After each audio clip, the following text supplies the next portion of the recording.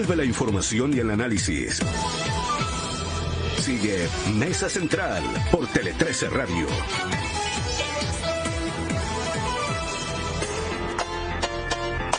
Conversamos de actualidad y política esta mañana acá en Mesa Central, señoras y señores, 8:42. Don Jorge Pirincho Navarrete, buenos días. Muy buenos días. Los anteojos de Pirincho. Después los describimos. Sí. Francisco Covarrubias, ¿cómo está? Buenos días. Muy buenos días. Son unos anteojos que van pegados al celular, se ponen tipo chapatina en la nariz, y para alguien que Pero sin marco, digamos. sin marco, y para alguien que ha superado los 50 años empieza a encontrarse en un estado formidable, como en mi caso, la vista ya no me acompaña. ¿Cuánto hiciste en la maratón de Santiago? No, pero pregúntale a que el programa del día domingo, al cual asistimos juntos, como un buen amigo lo pasé a buscar, no se podía subir al auto. Bueno, iba como para ir a tolerancia cero no iba podía. con posición recta. Menos mal que es sentado ese programa. No, sí, menos mal, y que no hay que subir escalera. Es mayor problema. No, pero una cuestión lamentable. Oye, pero lo importante... No, ¿cuánto corriste? Había todo tipo de mitos respecto al estado físico de Covarrubias y todo quedó destruido el No, día yo sé que de ha habido hoy. acusaciones en público, en la vía pública, respecto a que no entrena bien, que se pone que se pone el buzo solo salgan de ahí, por favor. Ya, pero ¿cuánto corriste? Corrí 21 kilómetros, como he corrido siempre. ¿En cuánto corriste? Hice 1:44, lo cual Muy para buen mi edad está relativamente bien, muy y buen para tiempo. una falta de entrenamiento. Pero más allá de eso, yo quiero resaltar lo que significa la fiesta de la maratón en Santiago. O sea, Salvaje, quienes ¿no? han corrido se dan cuenta realmente toda la ciudad volcada, el metro a las 6:30 de la mañana lleno de gente que iba a correr, la gente en las ventanas de los edificios saludando. O sea, es una fiesta además muy transversal, como no hay en Chile probablemente. Es decir, desde el dueño de una empresa hasta el más humilde trabajador, todos en la misma onda. Así que yo realmente celebro estas instancias porque son pocas las que tenemos. Hay otros países que tienen fiestas así en las ciudades, lo que sea, los Sanfermines, no tengo idea, donde existe esa descripción de Serrat en esa canción Fiesta, Claro, que es tan claro. propia de España y de los países europeos, las procesiones. Pero El prohombre y el villano. el prohombre y el villano juntos se dan la mano, ¿cierto? Bailan y se dan la Bailan y se dan la mano. En cambio, en Chile no tenemos, y creo que esta es una de las pocas instancias, así que para quienes no lo han hecho, los insto para que se empiecen a preparar ya Pirincho, para el próximo año. Pirincho va por 10K por lo el menos próximo año. los 10K. Por ningún motivo. Mira, cuando me explicó el recorrido, a los 30 segundos yo ya estaba cansado. Claro, te tuviste que ir a tomar algo. Porque... Salvaje. Oye, quiero decir una cosa a propósito. Es que ayer oí en una radio amiga, ¿Ya? que va a decir porque es medio odioso, porque normalmente doy el Amiga crédito, de Pirincho, pero la oí- infinita, pues, al tiro. No, Ah, la ya. otra. Pero no, es que oí una persona decir, ¿cómo son tan idiotas que ponen la maratón el mismo día de la madre? Y la verdad es que, sabes que en gente informada me parece inaceptable. El maratón de Santiago era el 7 de mayo y a resultas de la reforma constitucional que puso las elecciones el 7 de mayo, hubo que correr el maratón. O sea, hubo que trasladarlo de fecha para el 14 de mayo y terminó coincidiendo con el Día de la Madre. Pero no fue que los organizadores son una gente que no mira el calendario y que son unos pavos idiotas, porque lo que me pasa es Habría que que... decirle al gobernador Orrego. No, pero Claudio, el gobernador lo aclaró de alguna manera. O sea, es cierto que él dice, no, esto no puede pasar de nuevo. Pero Vamos. también dice, se hace cargo de que esto fue una modificación legal, digamos. Sí, no, Ahora, Es que explicarse el mundo sobre la base de que todos los demás son oye, pero idiotas. no generó además tanto porque una fue tontera. temprano, tampoco generó, yo sé que a alguna gente le generó incomodidad. No, pero yo andaba en la mañana porque estaba haciendo mesa central y había, no, a mí no, a mí no, pero no, de verdad, pero había taco en las salidas de la Costanera Norte hacia Andrés Bello, había, pero bueno, sin la vida. Bueno, súper interesante. Pero así además que- fue una coincidencia, hay que evitarlo. bueno, a mí no me parecía tan grave, pero en fin. Que estuvieran juntos el Día de Sí, la Madre. hemos hecho un tema de esta cuestión como si fuera de los 4 preocupaciones ciudadanas y un punto nacional muy significativo. En fin, habrá que mirar qué no ocurre el próximo año, pero tenemos tantas cosas en la cabeza. A propósito de cosas en la cabeza, una joyita, Pirincho, la verdad. Mira, estaba mirando que se reedita y aparece nuevamente publicado hoy día en algunos periódicos la posibilidad de que iniciemos un proceso de construcción de cárceles segregadas. Tomando mucho lo que ha sido la experiencia italiana, particularmente en el caso del crimen organizado. Y traigo a colación esta joyita porque recuerdo que hace unos 3 o 4 programas discutimos largamente que en las preocupaciones de seguridad que tienen las personas, un componente respecto del cual ponemos poca atención tiene justamente que ver con el último eslabón de la cadena, con el sistema carcelario. Y claro, la primera tentación, y particularmente en momentos como este, es la consigna: métanlo a todos presos.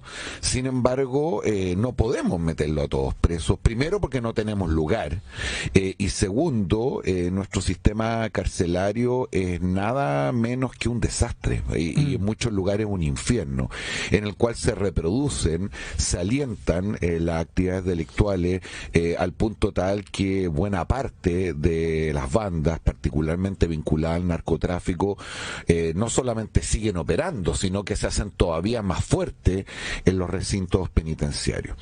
Y por lo tanto me parece que este es un tema interesante, probablemente no de gran popularidad, entre otras cosas porque trae, me parece a mí, algunas cuestiones que tenemos que resolver. La primera: yo creo que hoy el Estado no tiene la capacidad para construir a la velocidad que se requiere la infraestructura para las cárceles que necesitamos, con las condiciones y las especificidades propias, lo cual redita un viejo debate a propósito de las cárceles concesionadas, que en algunos casos no fue una buena experiencia, pero que particularmente la administración de la expresidenta Bachelet se tomó una decisión, en mi juicio, algo apresurada, de pararlas o suspenderlas. Creo que hay que ver las cosas que se hicieron mal, pero evidentemente si hay un espacio donde la alianza público-privada, y particularmente en emergencia, juega un rol significativo este. El ministro Cordero lo dijo en TLC Radio, me parece que la semana pasada conversamos con él, y dijo algo parecido a lo que estás diciendo tú, es decir, que hay que mirar de nuevo que el gobierno no está opuesto al tema de concesiones para construcción de cárceles. Me alegro, me copió el ministro. Muy bien inspirado. Un saludo a nuestro querido amigo y ex panelista de esta radio. La segunda dificultad conecta con algo que la jerga estadounidense y en general sajona suele decir: not in my yard. Es decir, todos quieren cárceles, pero nadie quiere cárceles cerca de sus barrios. No. Y la verdad es que esa ha sido una dificultad importante respecto de la posibilidad de tener más recintos penitenciarios. Digamos que una zona de sacrificio, una cárcel. Por lo mismo. Sí, todo lo que genera alrededor. Así es. Hasta pasearse por la calle Pedro Montt. Y por lo tanto, que nos toca los domingos en la noche, y no sin algún riesgo, y por lo tanto creo que es una cuestión que también hay que resolver. Hay otro dicho de los gringos, pero ahora lo vamos a decir en castellano, que es que hay que poner la plata donde uno pone la boca. Es decir, si para la sociedad chilena es tan urgente resolver el tema de la seguridad y tener más recintos penitenciarios, todos tendríamos que ver cómo contribuimos en algún sentido al sacrificio de poder convivir con esos lugares, porque lo que no se puede, no solamente por razones financieras o operativas, es tener cárceles como las viejas películas tipo Alcatraz, en lugares completamente aislados, en islas perdidas, en fin. Y la tercera dificultad, y con esto termino para dar paso a Francisco, tiene que ver con los tiempos. Es decir, igual, aunque iniciáramos hoy día un plan de construcción de mayores recintos penitenciarios, hay una situación que resolver con lo actualmente existente. Yo tuve la oportunidad, no quiero decir el privilegio, de hacer mi práctica profesional en la ex penitenciaría y en la cárcel de alta seguridad. Y es impresionante el contraste. Y la expenitenciaría es una cuestión muy impresionante, que solamente se puede entender el drama y lo que ahí se vive cuando uno la conoce. Cuando uno ve series como El Marginal, para muchos les parece todo es una exageración. No está nada de exagerado, y salvo el acento argentino y un par de personajes, la situación es más o menos similar aquí.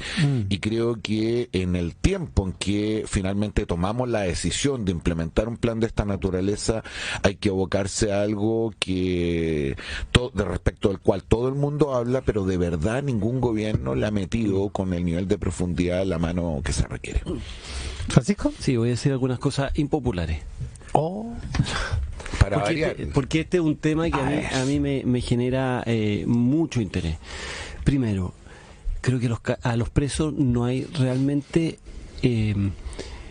razón de tratarlos como se les trata. creo que el atentado, la violación a los derechos humanos que significa estar preso es una cosa terrible. Y lo digo que es impopular porque la gente dice que se pudran en la cárcel hasta que le toca a alguien que es pariente de ellos, digamos, que se pudran en la cárcel.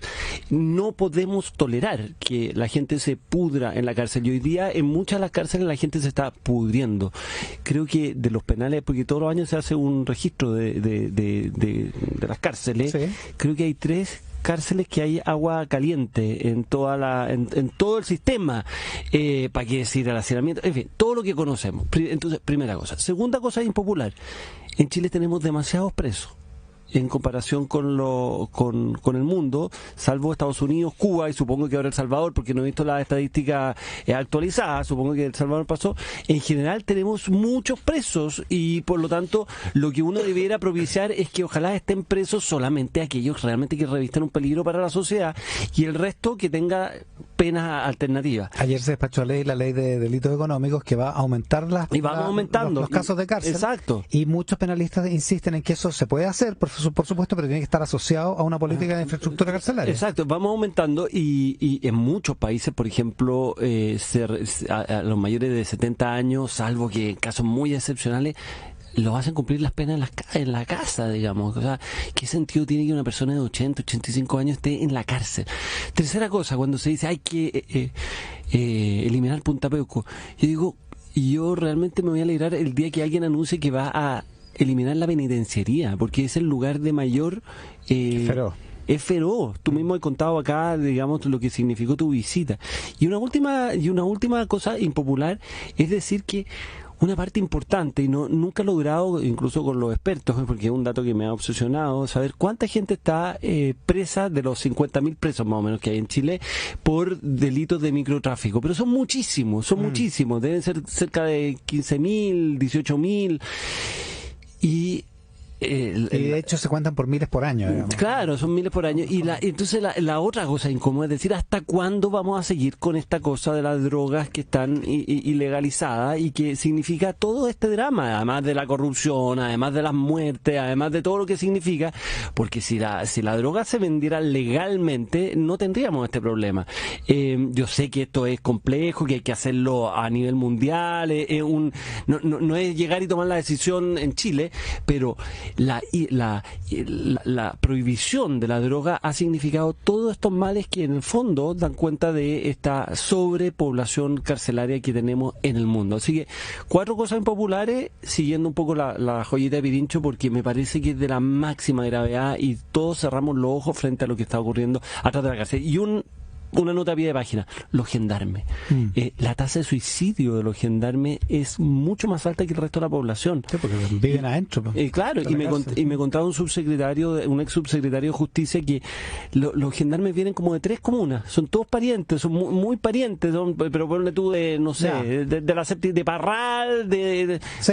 3 o 4 partes, familias de gendarmes, pero ahí hay también otro drama humano del cual cerramos los ojos. Oye, me escribió hace un tiempo, cuando hablamos de esto, me parece que estaba el día de la entrevista con el ministro Cordero, un destacado penalista, me dice que tiene un cliente en Santiago 1.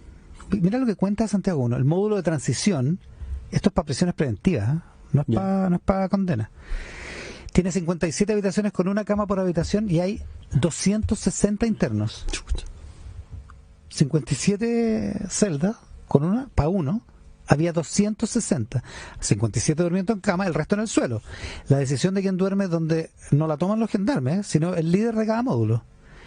A la hora de las visitas hay no menos de 20 abogados disputándose los 10 cubículos para entrevistas y el resto tiene que entrevistarse en un pasillo. Los internos llegan todos juntos, suelen ser muchos más porque se permiten hasta 2 por abogado. Si hubiera un motín, dice, nos ahorcarían con nuestras propias corbatas.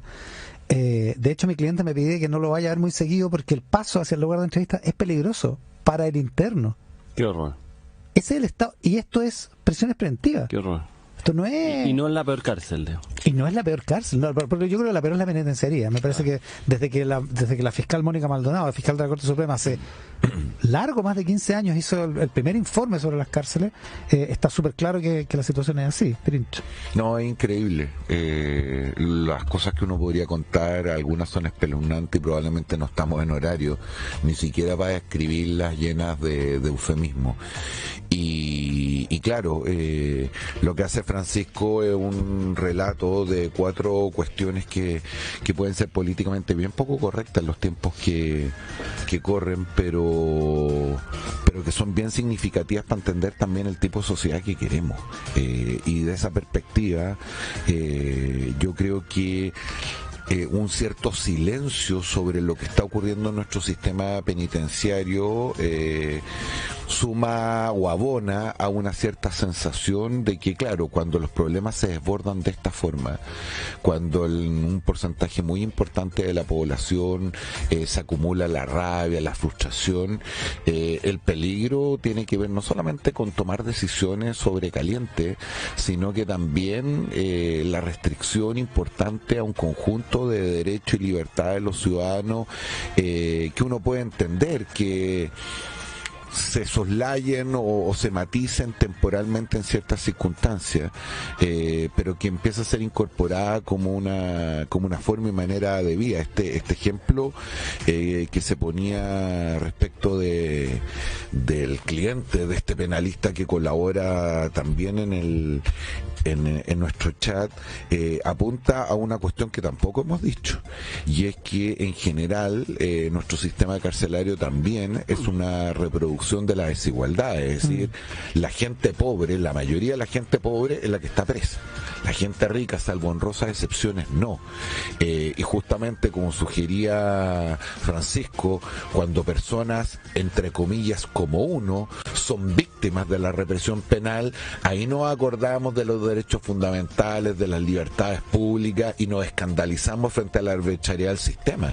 Oye, pero así como mueren en un incendio en la cárcel personas que estaban vendiendo CDs pirata en la calle, y sin embargo hay un conjunto de graves delincuentes circulando, hay algo también de que la ley pareja no es dura, en la reflexión que tenemos que hacer respecto de quiénes finalmente son los que pagan las consecuencias del sistema. Es que ayer ustedes comentaron acá, o lo escuché en una radio amiga, A ver, que en las cárceles ganó y arrasó republicano. acá. Sí. ¿Quién lo contó? El Pato Fernández lo Es contó. increíble eso, es increíble. Pero por lejos, Es increíble. Lo asociaba el Pato, yo creo, con bastante luz con el mundo evangélico al interior de las cárceles. Ah, fíjate, buen Sí, pues, dato. el mundo evangélico tiene módulos en cada cárcel, módulos que son totalmente distintos, Sí, excepcionalmente lo he visto. distintos. Sí. Impresionante. Ahora, una de las particularidades que largamente discutiremos este año a partir del resultado del proceso electoral, de cómo la composición socioeconómica que tradicionalmente iba asociado a un tipo de votación o una cierta orientación, se ha ido modificando de manera bien significativa. De hecho, el propio Francisco le preguntó este tema a la ministra Orellana el día domingo, Claro. Como en la comuna de Lumaco, por ejemplo. exactamente, sin grandes resultados por Ya, lo mira, visto. les voy a mandar mi joyita por WhatsApp, así que vamos, ya, Pirincho se comió todas las joyitas y entonces vamos a conversar nomás. Pero qué cara, por WhatsApp te mando, qué cara les de mando mi nalga, joyita. qué cara de nalga te voy a denunciar al aire solamente por este ataque artero. Pirincho, tienes una joyita porque yo no tengo ninguna. ¿Cómo que no la- a ver, no voy a se una preocupe, media fome. Dijo, no tengo se una media preocupe, fome. compañero, yo lo cubro. Voy a Y una proceder. vez que he hecho Sacar la la tarea, esa, sí, eso y una es vez que he hecho la tarea, Voy a en la proceder. despedida me tiran Un guadañazo, un guadañazo. Voy a proceder Ya, con mi el joyita. titular de la joyita. Ya, el titular. Hoy día en el cuerpo B del Mercurio viene como el empleo con contrato marca 2 caídas seguidas y registra su peor desempeño en 25 meses. Y esa es la reflexión que quería hacer, pero que la podremos hacer en otro momento. Es como todas las políticas que hoy día se están implementando, 40 horas, aumento de la cotización previsional y todo eso, lamentablemente atenta contra esto, y no digo que sea razón por la cual no hay que hacerla, pero para tener en cuenta una cosa muy central en la economía, que ya se dieron cuenta los primeros economistas antes de Adam Smith: las cosas en economía tienen consecuencias, igual que en el cuerpo humano, las cosas tienen consecuencias, y por lo tanto pensar de que esto avancemos hacia allá sin darnos cuenta de las cosas que generan era parte de la joyita que no, como en el Javen con Ja no actuaron hoy, esta fue la joyita que no se escuchó hoy día. No, ahora Mira lo que nos hemos perdido. no, ahora después de escucharte me doy cuenta porque no quería decir la joyita. En el siguiente bloque, Quique Mujica se une a la conversación con Jorge Pirincho Navarrete y con Francisco Covarrubias. Conversación de actualidad y política todos los martes acá en Mesa Central. Conversar, la mejor forma de analizar. Escuchas Mesa Central por Tele 13 Radio. Conversamos de actualidad y política esta mañana acá en Mesa Central. Lo hacemos con Francisco Covarrubias, con Jorge Pirincho Navarrete. Se une Quique Mujica a esta hora acá en Tele 13 Radio. ¿Cómo estás, Quique? Muy buenos días, perdón. Ok. Pirincho Navarrete se ríe de qué. No voy a decir quién. El señor decano envió a Pirincho por menos de 30 monedas de plata en Tele 13 Radio. Jamás vendería Pirincho, y menos por ese precio. por ese precio, menos, digamos. Todo esto a raíz de Es una como polémica llamarse sobre la una joyita. llamarse una mercancía invendible, Pirincho. Ya, Quique. Oye, ¿qué les parece el silencio estampa de los republicanos? Esto de callar. Llamado a no Callar para no fallar. llamado a no dar declaraciones, Después del estingazo, decís tú. del estilazo, del silbazo. Parece que el silbazo fue antes del llamado a callar, porque el llamado a callar fue el miércoles y entiendo que la entrevista fue hecha el martes. La ¿cierto? entrevista fue hecha el martes, sí. En ese sentido me parece que es difícil de contener, porque yo entiendo que lo que ocurrió ahí en esa reunión, digamos, de cónclave, no sé cómo llamarlo, fue precisamente un llamado a la cordura, un llamado a no hacerse famoso, un llamado a cuidar el proceso, y me parece bien, porque es lo lógico que tienen que hacer. De hecho, la entrevista de José Antonio Caz cometió pocos errores el fin de semana, no sé si la vieron, venía más o menos... Tono moderado, un hipermoderado. hipermoderado, pero a la primera aparece esto de Silva, que claro, estaba hecho previamente, pero la pregunta es cuánto uno puede lograr contener ciertas pulsiones que van a aflorar O necesariamente. sea, a ver, te digo el tiro. Periodistas van a preguntar a todos los candidatos qué le parece el gobierno de Pinochet. Claro. Ya, Claro. primera polémica. De los 23, 20 te dicen que fue el después. Bueno, sí, en una entrevista de Muchati a Raúl me parece que fue, entonces... Martina Raúl. Claro, para terminar, ¿golpe o pronunciamiento? ¿Te fijas? Entonces... No, que son los temas que es como cuando estáis con los comunistas Cuba. Pregúntale a Exacto, Fidel. es lo mismo. Eso es como cuando en la dictadura todo el mundo le preguntaban, defínese frente al marxismo. Exacto. Claro. Exacto. No quiero ahondar en mis obsesiones, pero golpe de pronunciamiento fue una respuesta que en un debate Andrea Lamán no quiso dar en televisión en una primaria de la derecha, recordarán. Claro, me Con parece Longueira. Sí. Efectivamente. Sí. O parece que fue dictadura o régimen o gobierno militar. Que para todo el que es efecto lo es lo mismo. mismo. Claro, es lo mismo. Sobre todo en una persona que había sido de los más críticos, digamos, desde adentro. Fue una cosa, Yo en un medio fue un una vez error tremendo. Traje digamos. un medio de una persona que era una autoridad, que no era mi jefe directo, por cierto, me hizo ver que, porque siempre hablábamos de dictadura. Sería una historia. Entonces, ¿por qué no hacemos esto? Una vez gobierno militar, una vez dictadura. Una vez gobierno militar, una vez dictadura. Qué bonito. Y pensar, y uno que siempre ha tenido esa imagen de los medios de comunicación como detrás hay unas reflexiones muy profundas en términos editoriales. Estándares éticos más No, elevados claro. que elevado a nivel Dios. Oye, pero al va a ser, fondo. sí, difícil que callen, ¿no? Vamos al fondo, porque la primera presunción que uno tiene es que quizás después o a la par del Partido Comunista Republicano debería ostentar niveles de disciplina que uno en general no ve en otras fuerzas políticas. Yo creo que aquí ocurren tres cosas que son distintas. La Perdona, pero la disciplina a nivel de diputados no se ha visto mucho. No. O sea, vamos a ver si aquí se ve, pero a nivel de diputados no se ha visto mucha disciplina. Particularmente en marzo, al principio. Por eso lo digo. Y el mismo senador Rojo Edwards, aquí, el día de las elecciones, cuando estábamos en esa larga mañana, ostentaba de que él había votado a favor el proyecto de 40 horas y la ley Naim Retamal, y todos sus diputados habían votado, sin embargo, en contra. Sí. En la Cámara. No, pero me refería a la disciplina de las cosas que dijo de la carrera, bueno, después lo echaron, de las cosas que ha hecho Kaiser, que después, es que a eso voy. Pero Kaiser volvió, ¿ah? Volvió, las cosas que ha hecho en Avellana, en fin. A eso voy. Yo creo que hay un primer fenómeno que es propio de la naturaleza humana, que tiene que ver con suponer que la razón por la cual fuiste elegido no tiene que ver ni por tus ideas políticas ni por tu partido, sino por tu genialidad. Te conviertes en una suerte de personaje, eso es peligroso, más que una personalidad, y en ese contexto, especialmente cuando se tiene un caudal de votos importante, todas las noches uno se acuesta, me imagino yo, pensando que le he hecho un favor a Chile y Chile no me ha hecho ningún favor a mí. Hay una segunda cuestión que tiene que ver con la novedad. Esto le pasó, y valga la pena la comparación, a la lista del pueblo en la experiencia anterior. Es decir, un grupo de personas que no tenían la expectativa de este triunfo se transforma en una suerte de protagonista, de gran elector, y eso genera un cierto vértigo. Y por lo tanto, las tentaciones y las pulsiones que habían quedado relativamente escondidas, sobre todo el periodo de campaña, afloran rápidamente. Y lo tercero es que yo creo que de verdad la tensión que se generó al interior de la derecha por esta disputa entre su sector tradicional y este un poco más duro, se va a empezar a replicar también en republicanos. Dos ejemplos menores.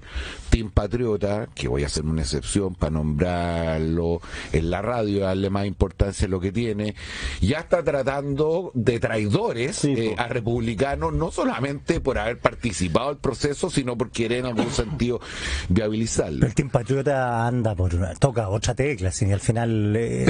Pero al interior de republicano me consta que también hay una disputa, y lo de Silva puede haber parecido muy destemplado, pero no es casual. Es decir, es muy fuerte que en un mismo día, más allá de las distancias cuando se habla en entrevistas, el líder natural, dirían ellos, de esa colectividad, José Antonio Kast, diga algo así como: queremos una constitución que más que acomode republicano, acomoda el país, y el candidato republicano más votado diga algo así como: ¿para qué vamos a llegar a acuerdos con la minoría? Que es exactamente lo mismo que dijo Stingo en Estado Nacional y que generó todo. Sí, Silva se arrepintió luego. Stingo no se arrepintió de esta idea. Sí, bueno, eso es un punto, pero efectivamente... O sea, el diseño comunicacional lo arruinó de todas maneras, Francisco. Bueno, vamos a ver efectivamente si se logra disciplinar. No conocemos bien, y yo creo que el propio Partido Republicano no conoce muy bien a fondo a sus 23 muchachos, digamos, y muchachas, porque la verdad es que en muchos casos en algunos casos son gente conocida para ellos, pero en otros son gente que eran dirigentes y todo, pero ahora los vamos a ver in situ. El punto es, y yo suscribiendo lo que se ha dicho, es hacia el otro lado. Yo creo que esto para el gobierno, para el oficialismo, para la centroizquierda y para la izquierda, significa una decisión tan compleja de lo que viene hacia adelante. Pues esto es lo más parecido al cuchillo de Rubén Darío, aquel que yo he citado varias veces, en torno a que si me deja si me deja el cuchillo me muero, si me lo quita me mata. Y es un poco eso, porque finalmente ¿cuál es la opción? ¿En qué momento la centroizquierda se desembarca del proceso? ¿En qué momento llama a votar rechazo? ¿Qué pasa si llama a votar rechazo y se come una tercera derrota de proporciones? Y se queda con la Constitución. Y se queda con la otra Constitución. Entonces, el problema es muy complejo. O sea, ni en Netflix prepararon un guión tan terrible como este para la izquierda. Digamos. Para la izquierda es muy complicado cómo actuar hacia adelante, porque por último para la derecha se había metido en el proceso anterior a la fuerza, se sentía como que era la única salida, el que se rechazara significaba que quedarse con una constitución que no le incomodaba mucho, era distinto el proceso. Ahora, y una última cosa es que yo creo que lo que juega a favor de Republicano es haber visto el capítulo anterior. que al proceso anterior no tuvo un capítulo anterior. Ya saben cómo termina, digamos. Ya saben cómo termina, ya saben las cosas que funcionan, ya saben las cosas que no funcionan, ya saben las cosas que son castigadas. Que andar disfrazado no conviene. Esto es un poco con el diario El Lunes, están con el diario El Lunes Claro. actuando, entonces Ahora eso les ayuda. Sí, el tema es que para la izquierda puede ser esto muy parecido a lo que hizo Lagos con la Constitución del 2005, cuando dijo a posteriori, en su momento la alabó con palabras elogiosas el acto de 2005 de firmar la Constitución y olvidarse de Pinochet, pero después dijo, bueno, es lo único que pude hacer porque la derecha no me dejó hacer más, po. Claro. Entonces Como era que se sinceró después. era la peor es nada. Entonces esto, claro, puede ser que esta Constitución la escriban con tinta de derecha, tinta republicana, la firme Boric, que es la paradoja mayor de toda esta historia de Netflix, y después digan, bueno, la verdad que es lo que hay nomás, pues, va a durar cuánto tiempo. Y eso va a depender mucho de el plebiscito de salida también. Pero es que es un punto interesante. Partamos de esa premisa. Yo estoy de acuerdo con el Quique, lo hemos discutido varias veces, entre otros lugares aquí.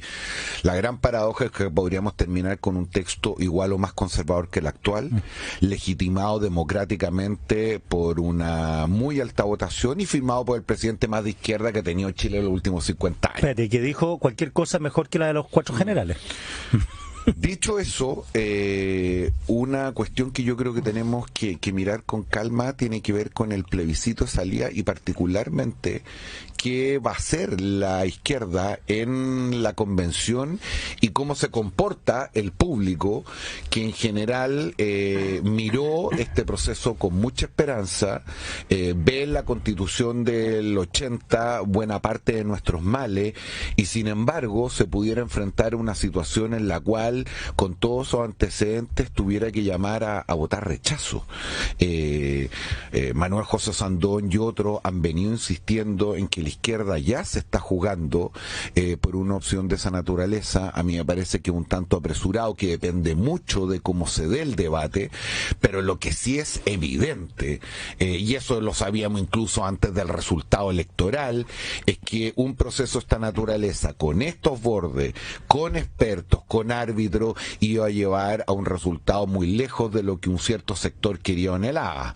Agreguémosle la hegemonía de la derecha, que puede tomar cualquier decisión sin siquiera preguntarle al oficialismo o a las izquierdas, y por lo tanto el incentivo a rechazar puede ser más o menos alto.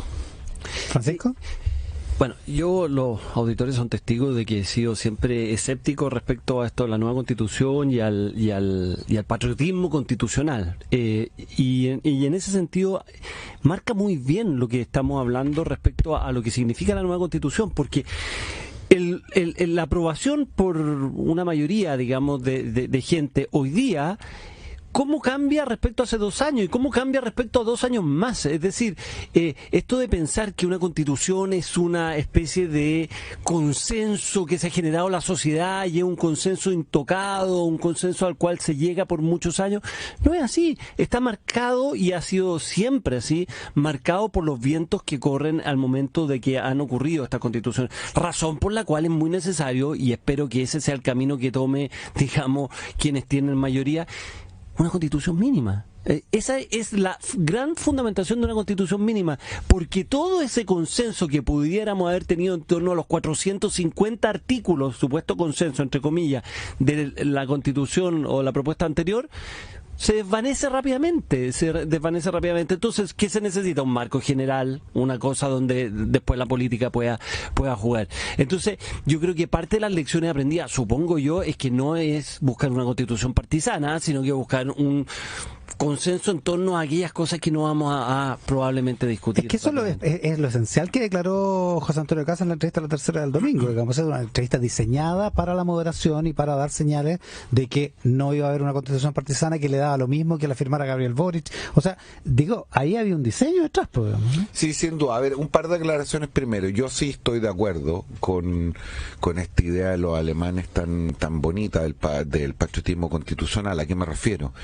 Eso no es otra cosa que entender que la patria no es una batalla, no es una bandera, no es un himno, no es una fecha, sino que la patria en su sentido más profundo es el lugar donde todos más o menos nos reconocemos. Y ese acuerdo general, y aquí sí estoy de acuerdo con Francisco, para que dé cabida a todos debe ser un acuerdo más mínimo que máximo, en el sentido de que permita no solamente que las reglas del juego democrático vayan modificando los rumbos de los países, las sociedades cada cierto tiempo, sino que el principio más básico de una democracia es la posibilidad de que cada persona pueda desarrollar su propio plan de vida con el respeto y aliento incluso de los demás. Sin embargo, cuando hay altos niveles de consenso, las experiencias muestran que incluso es posible que estos acuerdos constitucionales reflejen ciertos momentos históricos que son relevantes y que no son tan coyunturales como describe Francisco. El caso de la Constitución española probablemente es el más relevante después de una dictadura muy larga como la franquista, que no solamente instauró un Estado social y democrático de derecho, sino que llevó a ciertas particularidades que eran difíciles de administrar, no sin consecuencia algunas de ellas, los procesos de descentralización, el reconocimiento de distintas nacionalidades. Hoy puesta en duda por la izquierda en España. Por una parte de la izquierda. Creciente. Por una parte de la izquierda puesta en duda, que en general nunca vio con buenos ojos un proceso de esta naturaleza y sin embargo ha generado altísimos niveles de estabilidad y prosperidad, particularmente en España. El punto, Pirincho... Lo que quiero simplemente simbolizar, y con esto termino, es que yo entiendo que este vértigo y péndulo electoral que no ha llevado a que el estado de ánimo del país cambie de manera tan radical en los últimos años es una advertencia de que no podemos acordar una constitución conforme a uno de esos estados de ánimo. Sin embargo, eso no se contradice con algo que a mí me parece fundamental, es que si uno pudiera rastrear con algo de calma cuál ha sido el principal problema que ha impedido un mayor consenso, un mayor acuerdo, tiene que ver con la escasa legitimidad que tiene nuestro contrato social y la sensación de que esto es una cuestión de otros y que por lo tanto no nos obliga, no nos compromete y nos deja más bien fuera. Yo creo que esa escasa legitimidad, y esto lo describe bien una persona que nos hemos citado varias veces en el último tiempo en esta radio y que creo que viene a Chile, así que por favor invitémoslo, que es Carlos Grané. Más que la falta de legitimidad, lo que está ahí es la búsqueda de la utopía. La búsqueda que ahora sí va a venir una constitución que nos va a sacar del subdesarrollo. Ahora sí vamos a lograr. Y esa es la razón por la cual Latinoamérica está lleno de constituciones, una tras otra, y nunca logra encontrar, digamos, esa supuesta legitimidad. Porque no la va a encontrar nunca, porque está marcada por esa búsqueda eterna de la utopía. Y en cambio, ¿qué es lo que ocurrió en países más estables? O no tienen constitución, como Inglaterra, digamos, que en la práctica no tiene, o tienen constituciones que no la han modificado y se atribuye a la política el cambio de los sistemas. De las condiciones. Entonces, yo creo que finalmente lo que quiero decir es, podemos tener una constitución, pongámonos en el peor de los casos, una constitución republicana, del Partido Republicano, digamos, a final de año, y que sea votada por el mismo 62%. Es posible, eso es posible, que no cambien los vientos. Esta va a ser la constitución, es un ejercicio teórico hipotético. Es posible, ¿cierto? Esta es la constitución de la seguridad y es la constitución contra el narcotráfico, por decir una cosa burda, aprobada por el 62%. ¿Ese 62% marca el consenso de las próximas décadas de Chile? No es así. Poco probable. No es así. Incluso más, si ustedes leen las memorias de Edgardo Benninger, si no me equivoco, tendré que revisarlo, pero estoy casi seguro de esto, dice, yo creo que la constitución del 80 logró una mayoría del país.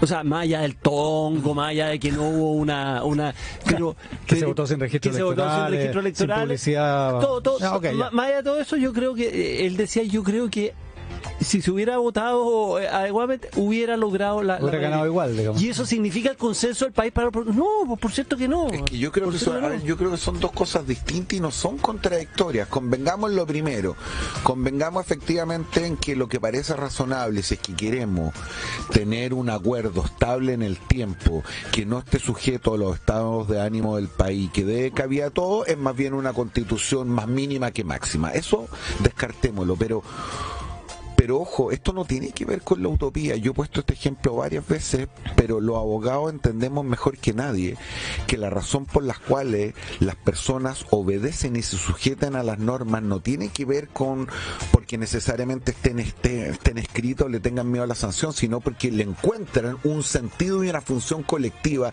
razón por la cual es importante respetarla.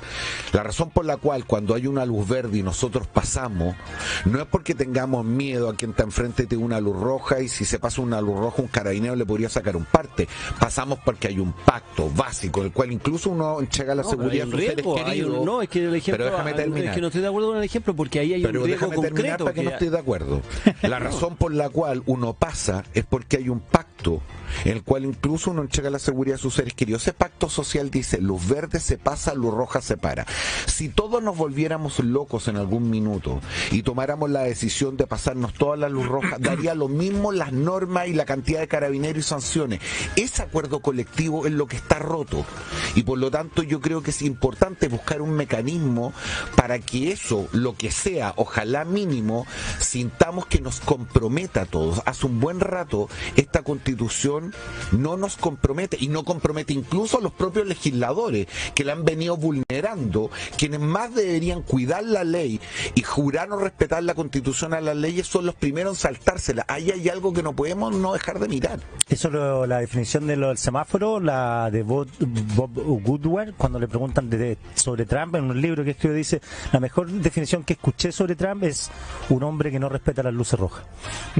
Sí, pero bueno, ya la última, no tenemos Francisco, tiempo, pero yo no estoy de acuerdo con el ejemplo del semáforo, porque el semáforo tiene un riesgo inherente concreto de que si tú no respetas la luz te puedes colisionar. En cambio, lo que ocurre con la Constitución no es así. Entonces, y lo que hemos visto a propósito de lo que decía Pirincho, de los parlamentarios vulnerando la Constitución, no hay el riesgo inminente, ese riesgo de que te embista un camión por no respetar. Pero hay un riesgo democrático muy significativo. Entonces la legitimidad que significa respetar el semáforo está absolutamente relacionada con el riesgo que está inherente. Y lo que tenemos en la Constitución es otra cosa. Lo que tenemos en la Constitución es la permanente búsqueda latinoamericana de que ahora sí nos vamos a llegar, ahora sí vamos a eliminar a los enemigos que han impedido nuestro desarrollo, ahora sí, esto está tan escrito por tanta gente y yo recomiendo el libro de Eliot, el inglés, digamos, historiador inglés, que lo describe muy bien, o el propio Carlos Grané y tantos otros. Ahora sí que sí, como decía esa vieja publicidad política.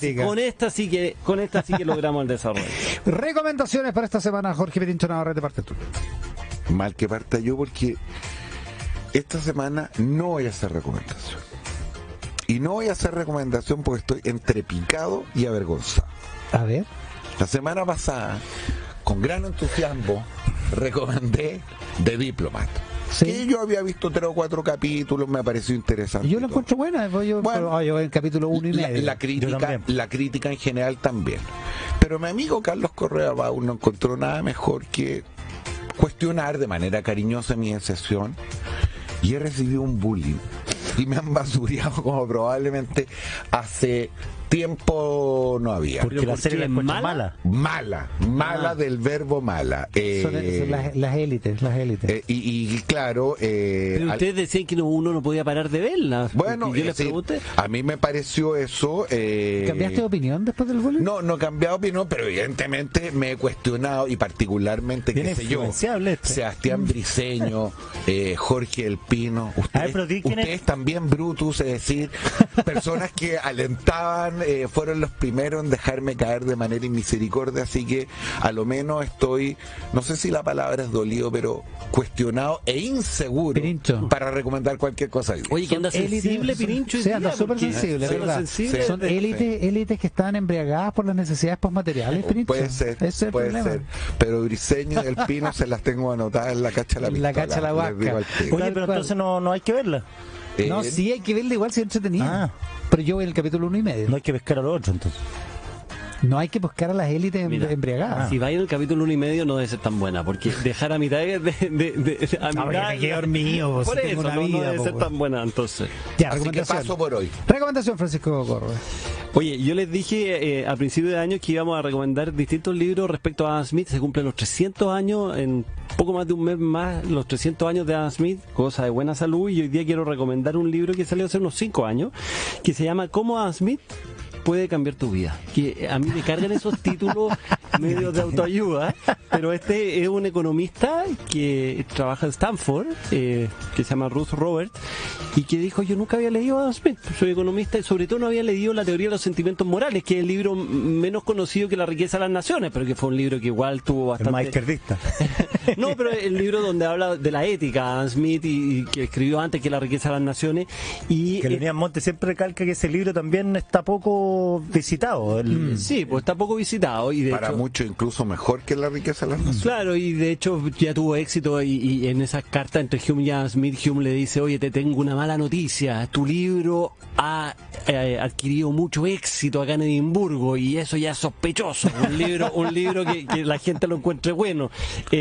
Pero efectivamente este economista Roberts lo que hace es adentrarse y mostrar cómo se va adentrando en este libro más desconocido de Adam Smith, y cómo realmente a él le cambia su forma de dar la vida. Así que lo recomiendo, ¿Cómo se llama? muy fácil de leer, Cómo Adam Smith puede cambiar tu vida. ¿Cómo Adam Smith puede cambiar tu vida? Lo quiero. Ya. ¿Ya? Francisco Covarrubias, Pirincho Navarrete, Quique Mujica, la edición de hoy de la conversación de actualidad y política de la mañana. Hasta el próximo martes. Que tengan un estupendo martes. Chao, chao. Un Chao, que estén abrazo a bien. todos y a todas. Escuchar nuevos puntos de vista. Estás en Mesa Central por Tele 13 Radio.